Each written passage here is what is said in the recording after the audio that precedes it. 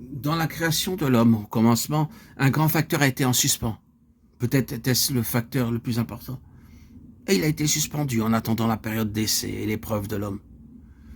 Qu'est-ce qui dépendait tant de la façon dont l'homme allait sortir de sa période d'essai et d'épreuve? C'était l'éternité de la vie, du point de vue divin, ce que Dieu entend par la vie. Ceci a été suspendu en attendant l'épreuve de l'homme, et cela introduit un grand facteur supplémentaire de la parole de Dieu, à savoir la révélation de Dieu. Dans l'histoire depuis Adam, ceci représente la grande question qui gouverne, la grande question qui régit est celle-ci. En qui peut demeurer ce qui s'appelle la vie éternelle? Nous savons que la vie éternelle n'est pas seulement la durée de l'être. C'est un genre de vie, c'est la vie de Dieu, la vie divine, la vie des âges. En qui cette vie peut-elle demeurer? C'est la grande question dominante de l'histoire. La réponse à la question est Christ. En elle était la vie. Jean 1,4. Il est la vie. Mais alors, nous le contemplons non seulement de façon personnelle, individuelle, séparée, mais corporative. La création en Christ. Cela conclut la première étape et commence la prochaine.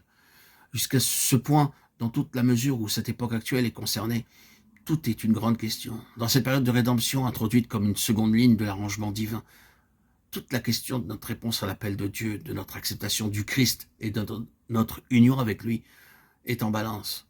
Une grande question pesée sur cette dispensation. Qui répondra?